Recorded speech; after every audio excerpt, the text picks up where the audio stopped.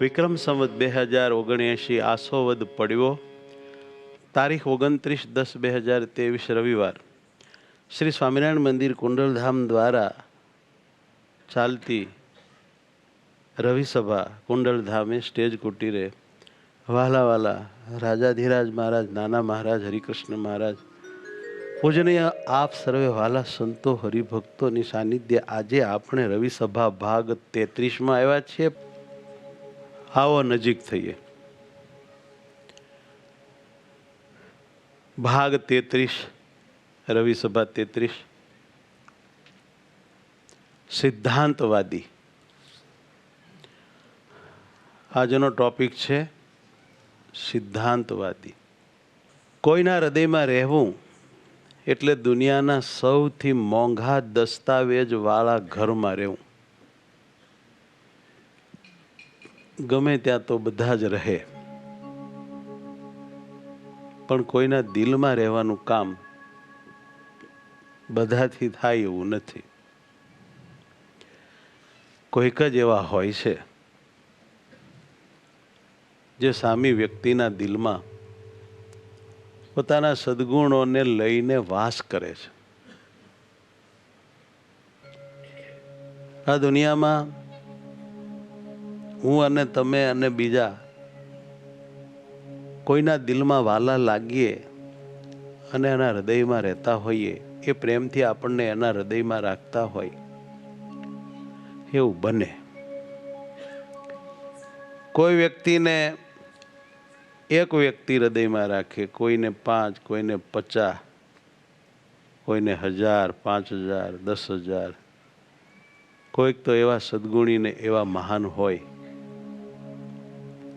અનેકનું ભલું કરનારા હોય, ખમી ખાનારા હોય, ધીરજવાન હોય, જ્ઞાની હોય અને બધાના માટે જીવતા હોય, તો એ લાખોના હૃદયમાં વાસ કરીને રહેતા હોય.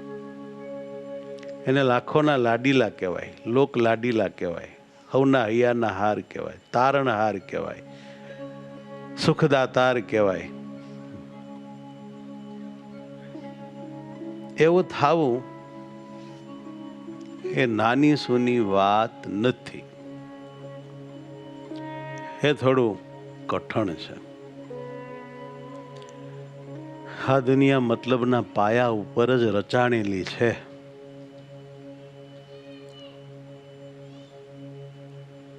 એટલે અહીંયા કોઈ બીજાને કેવળ એના ભલા માટે સ્વાર્થ રહિત થઈને પ્રભુ પ્રીત્યર્થે મદદ કરે એ ઓછું હોય, બહુ દેખાય નહીં. એવો ગુણ એ તો પરમેશ્વરનો ગુણ છે. કોઈ ભગવાનના લાડીલા મોટા પુરુષમાં આવો ગુણ દેખાય. બાકી તો બધા પોતપોતાનું જ બધા પાસેથી ગમે એમ કરીને ચૂસી લૂસીને હારું કરતા હોય છે. આમાંનું હારું કરવાની તો ખાલી વેપારી બુદ્ધિથી વાતો થતી હોય છે.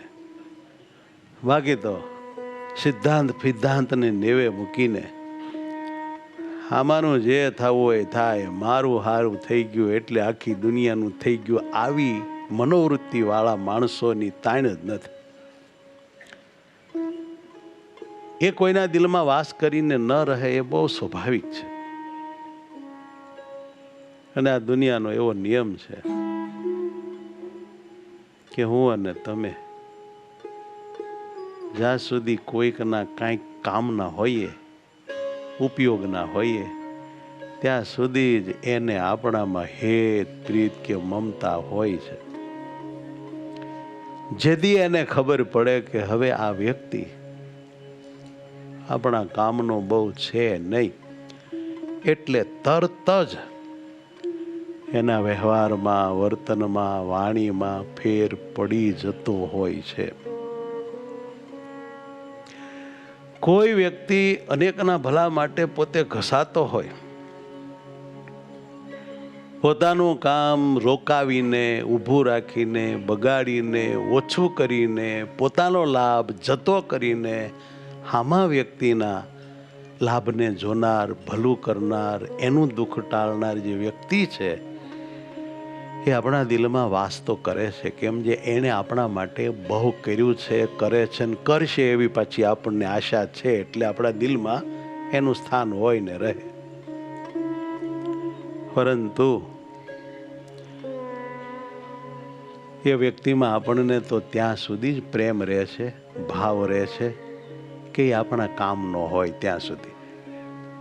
જ્યારે એ વ્યક્તિ આપણા કામનો ઉપયોગનો ન રહે, જ્યારે આપણને ખબર પડી જાય કે હવે આમાંથી આપણને કાંઈ બહુ લાભ કે કાંઈ મળવાનું છે નહીં, અત્યાર સુધી જે મળ્યું તે આપણે લીધું, હવે એ માંદો પડી ગયો છે, હવે આપણું કામ કરી શકે એમ નથી, હવે બહાર ગામ વયો ગયો છે, હવે એ નથી આપણને કાંઈ મદદ કરે એમ કોઈ પણ કારણે, તો આપણી એને પૂર્વે અનેક મદદ કરી હોય તે બધી મદદ ઉપર જથ્થાબંધ આપણે પાણી ફેરવીને એ વ્યક્તિને હૃદયમાંથી ખંખેરીને કાઢી નાખતા હોઈએ છીએ કે હવે આ ક્યાં આપણે કાંઈ કામ આવે એમ છે.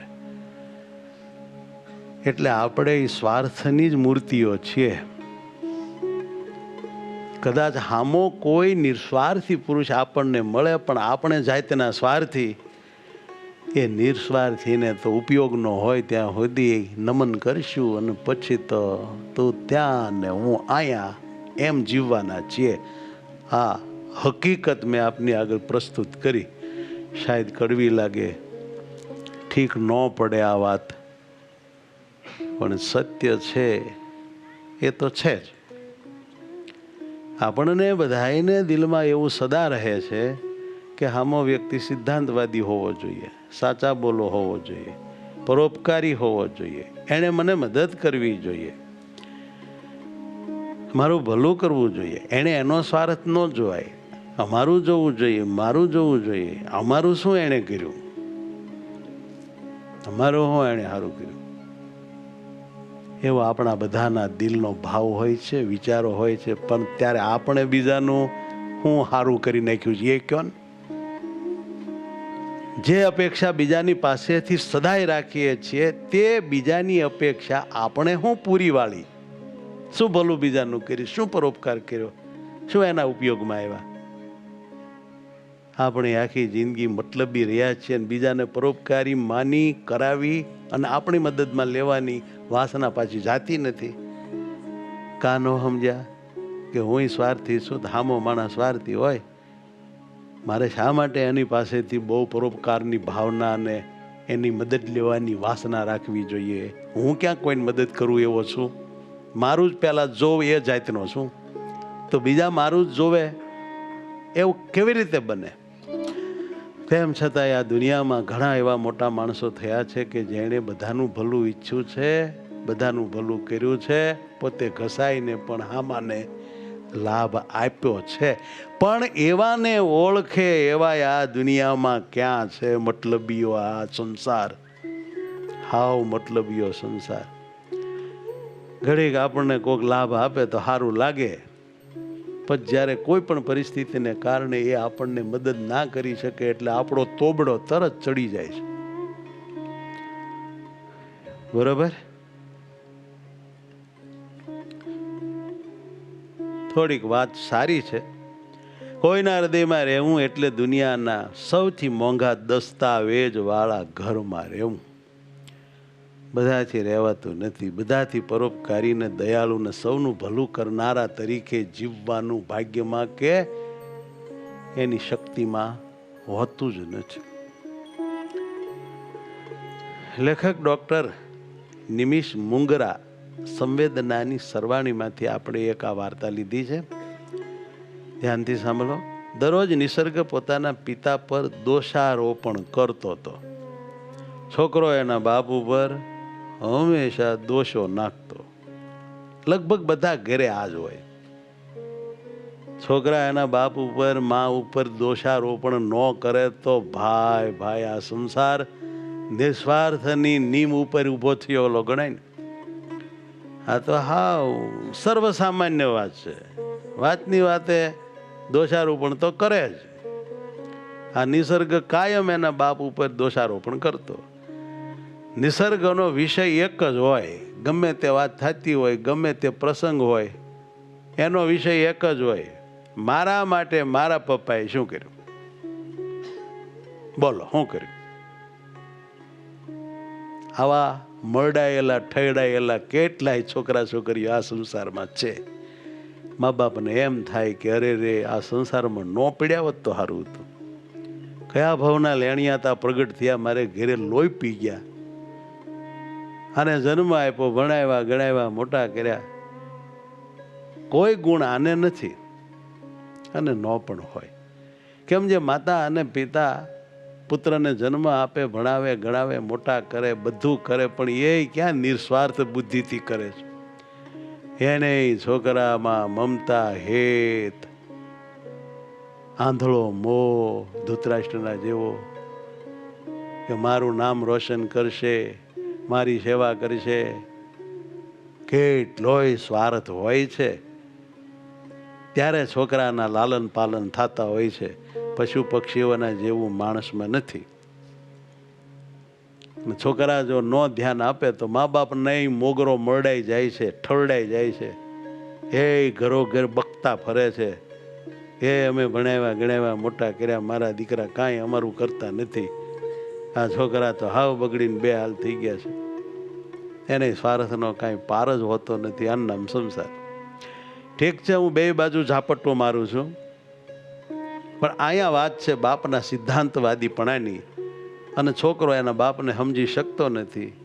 આ બાપ ને મા બે હારા હતા, પણ આ ભાઈને થોડી સમજણ ઓછી હતી, એટલે સારા સજ્જન દયાળુ પરોપકારી માતા પિતાને પણ એ સમજી નથી શકતો. એક જ વિષય એનો હોય, મારા માટે મારા પપ્પાએ શું કર્યું. મારા મિત્ર ધૈર્યના પપ્પા પણ શિક્ષક હતા, મારા પિતા જેમ શિક્ષક રહ્યા, શિક્ષક પણ હું કર્યું, બધાને ભણાવ્યા, એમ ધૈર્યના બાપા પણ ટીચર જ હતા. એમણે કેવો મોટો બંગલો બનાવી દીધો છે, કેવો બંગલો બનાવી લીધો, અને આપણે હજી સુધી ભાડાના મકાનમાં રહીએ છીએ. બોલો મમ્મી, ભાડાના મકાનમાં આપણે શું પપ્પાએ કર્યું? ત્યારે એના મમ્મી કહેતા, નીલાબેન, બેટા નિસર્ગ, તારા પપ્પાએ ખૂબ મહેનત કરી, તેનું કર્તવ્ય નિભાવ્યું છે. એ ક્યારેય કર્તવ્ય ભ્રષ્ટ થયા નથી. એમના ભાઈ બહેનને ભણાવી ગણાવી પરણાવી સેટ કર્યા, અને તેમની પાસે કોઈ આશા નથી રાખી. આવા ઉદાર સજ્જન પરોપકારી તારા બાપ છે. તારા બાપ સિદ્ધાંતવાદી છે. બેટા બકવાસ કરી ન કર, એટલે ઓલો બંધ થઈ જાય. પણ તોય પાછો બોલે, વાત તમારી સાચી, હા બધું બરાબર છે, ઠીક છે, પણ હજારો વિદ્યાર્થીને મારા પપ્પાએ મફતમાં જ ટ્યુશન આપ્યું. ફી ન લેવી પડે. જો ફી લીધી હોત તો આપણું ઘરનું ઘર થઈ ગયું હોત. આમ થતું હતું ઘરમાં ડખા. મમ્મી, મારા બાપના સિદ્ધાંતને લીધે મળેલા આ સર્ટિફિકેટ અને આ એવોર્ડને શું કરવાના? જવા ધૂળ ખાઈશ. આ બધા એવોર્ડ મારા બાપના સર્ટિફિકેટો ધૂળ ખાઈશ. વેચવા જઈએ ને મમ્મી તો 10 રૂપિયા કોઈ નો આપે. માટે બહુ હારા થઈને સમાજમાં મોટા કણાણા, પણ હું એમાં બંગલો થયો ઘરનો આપણો. આમ છોકરો દેખાડો કરી દો. આવું કાયમ હાલે ઘરમાં. કાંઈક થાય એટલે ઉલ્લે છોકરો, મારા બાબાએ મારા માટે શું કર્યું. તમારે કોઈને થાય છે આવું? ન થાય તો સંસાર છે એનો. કાયમ ન થતું હોય, કોક દી થતું હોય. અને પછી આવી સત્સંગમાં આવીને કથા બથા સાંભળે એટલે થોડું સમજણ આવે, એટલે ઓછી હેરાનગતિ હોય. કુસંગીના જેવી તો સત્સંગીઓને ન હોય. કારણ કે ભગવાન સ્વામિનારાયણની કૃપા છે, સંતોનો સંગ છે, કથા વાર્તાનો યોગ છે. અને એટલા માટે જ કહીએ છીએ કથા વાર્તા રોજ સાંભળો. એમાંથી જીવન જીવવાની કળા તમામ શીખવા મળશે. એમાંથી આપણું અજ્ઞાન, આપણી ભૂલ, આપણી આડોડાઈ આપણને આબલા મોઢું દેખાય એમ દેખાય, પણ કથા જ ન સાંભળી હોય તો જ્ઞાનનો છાંટોય ન આવે. માટે કથા વાર્તા અને સત્શાસ્ત્રનો અભ્યાસ, સમજણા માણસનો સંગ અતિ જીવનને ઉચ્ચતમ બનાવે છે. દિવસો જતા એક દિવસ નિસર્ગ પોતાની કંપનીના ચેરમેન આવવાના હોવાથી સવારે 7 વાગ્યે ઘેરથી કંપનીએ જવા નીકળી ગયો. એ કંપનીમાં નોકરી કરતો હતો એટલે વહેલો નીકળી ગયો. ટિફિન લઈ ગયો નહોતો, કેમ જે ટિફિન થોડું મોડું બનતું હોય છે. પછી બપોરે એના પિતા પ્રફુલ્લભાઈ માસ્તર આકરા તાપમાં 5 કિલોમીટર દૂર નિસર્ગની કંપનીમાં ટિફિન દેવા ગયા. સ્કૂટર એક બાજુ પાર્ક કરીને કંપનીના ગેટમાં જતા પ્રફુલ્લભાઈને સિક્યુરિટી ગાર્ડે અટકાવ્યા. ઉભા રહ્યો વડીલ, અત્યારે અંદર પ્રવેશ નહીં કરી શકાય. કેમ ભાઈ? ચેરમેન સાહેબ આવેલા છે. પ્રફુલ્લભાઈ થોડે દૂર તડકામાં જ ઊભા રહ્યા બિચારા. કલાક પછી કંપનીના ગેટમાંથી ચેરમેન સાહેબ અને તેમની પાછળ અધિકારી અને સાથે સાથે એમનો દીકરો નિસર્ગ પણ આમ બહાર આવ્યા. એટલે બહાર ઉભેલા પિતાને જોઈને નિસર્ગના મનમાં ગુસ્સો થયો. આ ડોહો તડકે આવીને ઊભો છે, ક્યારનો ઊભો છે? એના બાપમાં એનો બહુ ભાવ નહોતો. ઘણા છોકરા એવા હોય છે કે એને મા બાપ ગમે જ નહીં, બીજું બધું જ ગમે. ચેરમેન સાહેબે મર્સિડીઝ કારમાં બેસવા જતા પ્રફુલ્લભાઈને જોઈ ગયા. આ ડોહા ઊભા હતા ટીચર, એને ચેરમેન સાહેબ જોઈ ગયા. કોઈ કાંઈ સમજે તે પહેલાં ચેરમેન સાહેબ એકદમ ગાડીમાંથી ઉતરી પ્રફુલ્લભાઈની નજીક જઈને પ્રફુલ્લભાઈને નીચે નમીને પગે લાગ્યા. આ જોઈ નિસર્ગ તો સ્તબ્ધ થઈ ગયો કે મારા પિતાને મારા સાહેબ આ કંપનીના આવા મોટા માણસ નહીમાં. અને બધા અધિકારી પણ અચંબિત થઈ ગયા. બધાના સાંભળતા ચેરમેન સાહેબ બોલ્યા, સાહેબ હું દીપેન જોશી. પ્રફુલ્લભાઈ, તમે મારા સાહેબ છો, હું આપનો વિદ્યાર્થી છું, તમે મારા ગુરુ છો, તમે મારે ઘેરે મને ભણાવવા માટે આવતા હતા. પ્રફુલ્લભાઈ ઓળખ્યો આ છોકરાને. તરત પ્રફુલ્લભાઈએ તેનો હાથ પકડી લીધો અને બોલ્યા, હા હા બેટા, પણ તું તો બહુ જ મોટો માણસ થઈ ગયો છો. ત્યારે ચેરમેન સાહેબ પ્રફુલ્લભાઈનો હાથ પકડીને એમ બોલ્યા, ના ના, હું કાંઈ થોડો તમારાથી મોટો થઈ ગયો. ગુરુ એ ગુરુ હોય છે અને શિષ્ય એ શિષ્ય હોય છે. શિષ્યોએ વાત સમજવા જેવી છે કે કદાચ શિષ્ય ગુરુથી સવાયો થઈ જાય તો ગુરુએ એ વાત નિર્માનીપણે સ્વીકારવી ઘટે છે. પણ શિષ્યોએ ક્યારેય એમ માનવું ઘટતું નથી કે હું મારા ગુરુ કરતાંય હવે મોર છું, આગળ છું, મહાન છું, ભગવાનની નજીક છું, ફલાણું ઢીકડું લોકડું. આવું માનવું એ અહંકારથી વિશેષ કાંઈ નથી. ચેરમેન સાહેબ પોતાના ટીચર પ્રફુલ્લભાઈનો હાથ પકડીને પોતાની ઓફિસમાં લઈ ગયા અને જબરજસ્તીથી પોતાની ખુરશી ઉપર બેસાડી દીધા. સાહેબ અહીં બેહો, અહીં બેહો. છોકરો એનો તો બહુ આમ ગાંગો થવા માંડ્યો. આ બધું પછી ચેરમેન સાહેબ જનરલ મેનેજરની તરફ જોઈ અને બોલ્યા, જો પટેલ સાહેબ સાંભળો, હા પ્રફુલ્લભાઈ મારા ગુરુ ટીચર ન હોત તો આજે આ કંપની જ ન હોત. હું મારા પિતાની અનાજની દુકાન સંભાળતો હોત, થોડું ઘણું કમાતો હોત. સ્કૂલમાં હું સાવ ઠોઠ વિદ્યાર્થી હતો. જેમ તેમ 9મા ધોરણ સુધી પહોંચ્યો. પિતાજીને થયું કે બોર્ડમાં તો આ નીકળી જ નહીં શકે. તેથી એક દિવસ મારા મમ્મી પપ્પા બંને સાહેબના ઘરે મળવા ગયા અને ટ્યુશન રાખવાની વાત કરી. ત્યારે સાહેબ કે મારું ઘર નાનું છે એટલે હું વધુ વિદ્યાર્થીનું ટ્યુશન નહીં લઈ શકું.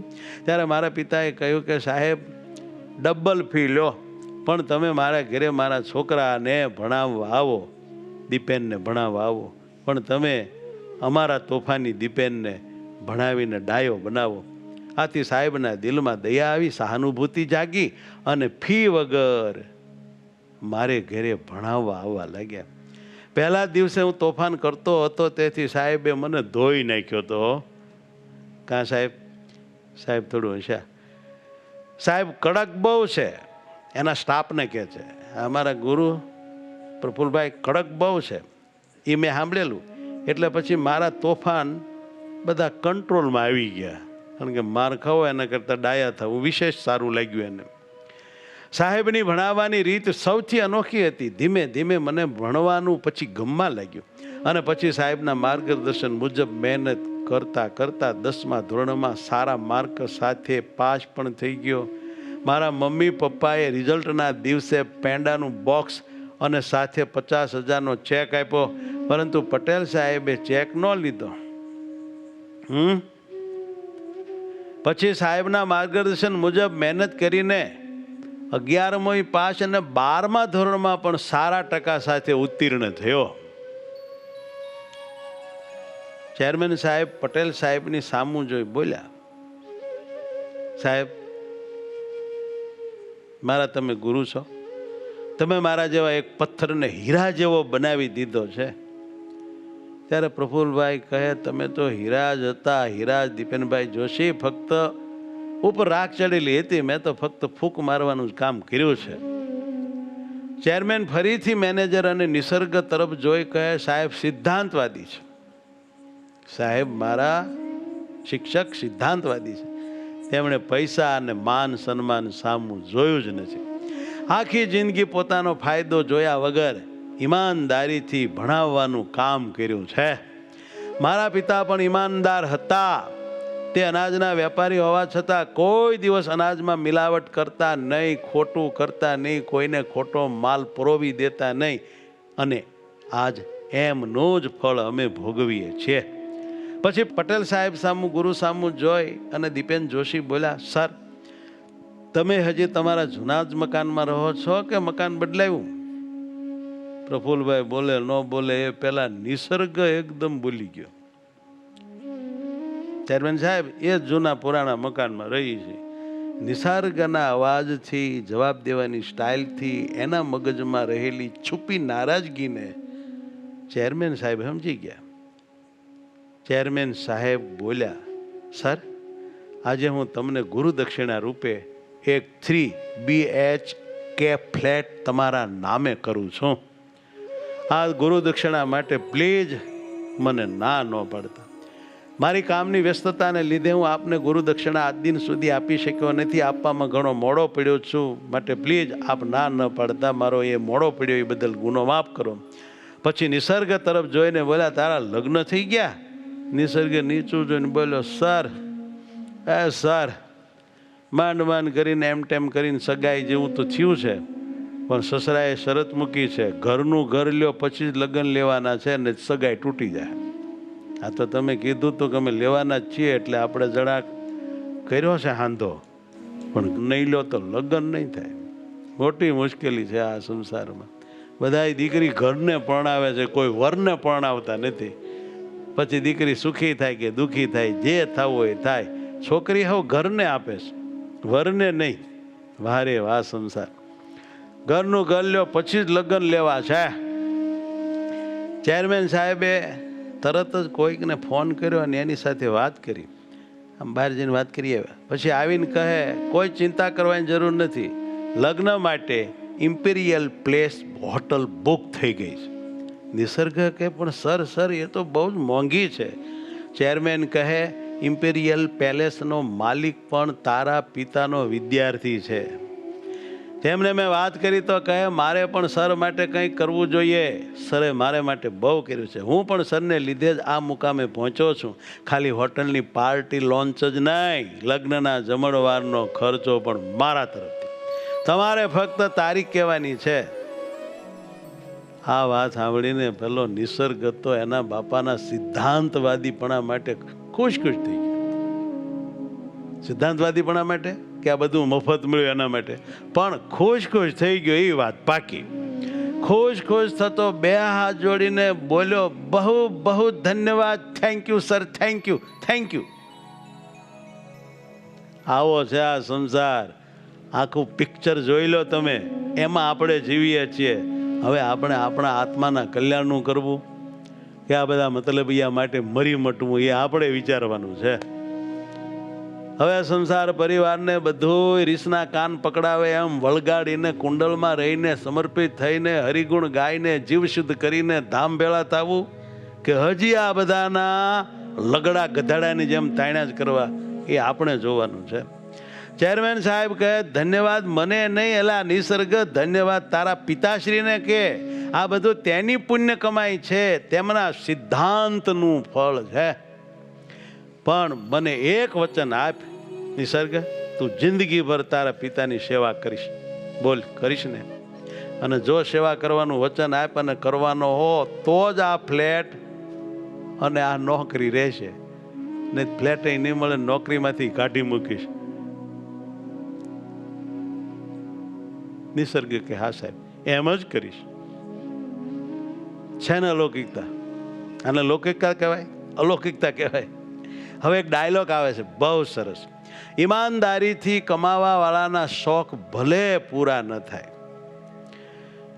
ઈમાનદારીથી કમાવા વાળાના શોખ ફેલ ફતુર ભલે પૂરા ન થાય, પણ વાલા સજ્જનો એટલું યાદ રાખજો, એની ઊંઘ જરૂર પૂરી થાય છે. એ શાંતિથી ચેનથી સૂવે છે. આ બધી વાત થઈ પછી સાંજે નિસર્ગ ઘરે આવ્યો ત્યારે પ્રફુલભાઈ પુસ્તક વાંચી રહ્યા હતા, એના મમ્મી બાજુમાં શાક સુધારી રહ્યા હતા. નિસર્ગ બેગ મૂકી પ્રફુલભાઈના પગમાં પડીને પોક મૂકે છે.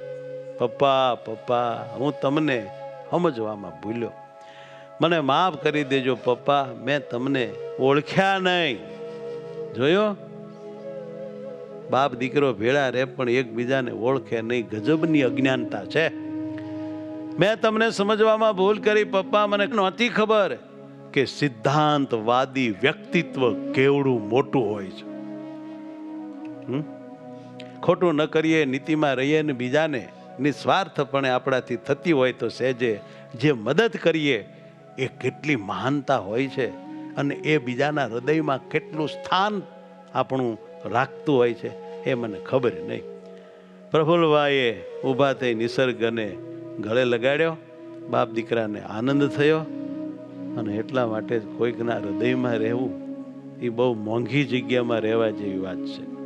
જો મહેનત કર્યા પછી પણ સપના પૂરા ન થાય, જો મહેનત કર્યા પછી પણ આપણી ઈચ્છાઓ પૂરી ન થાય, તો રસ્તો બદલો, સિદ્ધાંત નહીં, નિયમ ધર્મ નૈતિકતા નહીં. રસ્તો બદલાય પણ ધર્મ નિયમ સત્યપણું નૈતિકપણું નેવે મુકાય નહીં ભાઈ. મોજ શોખને આપણે મન માયના પૈસા કમાવા હારું. જો મહેનત કર્યા પછી પણ સપના પૂરા ન થાય, ઈચ્છાઓ પૂરી ન થાય, તો રસ્તો બદલો, પ્લીઝ સિદ્ધાંત નહીં. કારણ કે વૃક્ષો પણ હંમેશા પાંદડા બદલે છે, મૂળ નહીં. કેમ? જે મૂળ ઉપર જ બધું ટકેલું હોય છે. મૂળ બદલો તો મરો. સારો સ્વભાવ ગણિતના શૂન્ય જેવો છે. સારો સ્વભાવ ગણિતના શૂન્ય જેવો છે, જેની આમ કોઈ કિંમત નહીં, પણ જેની સાથે જોડાય છે તેની કિંમત અનંત ઘણી વધી જાય છે. માટે આ સત્સંગના સહારે, સંતોના સમાગમે, કથા વાર્તા અને સત્શાસ્ત્રના પઠન અભ્યાસથી આપણો સ્વભાવ આપણે સારો બનાવવો, સૌને સુખદાયી હોય એવો સ્વભાવ કેળવવો અને દુઃખદાયી સ્વભાવનો ત્યાગ કરવો. જય સ્વામિનારાયણ.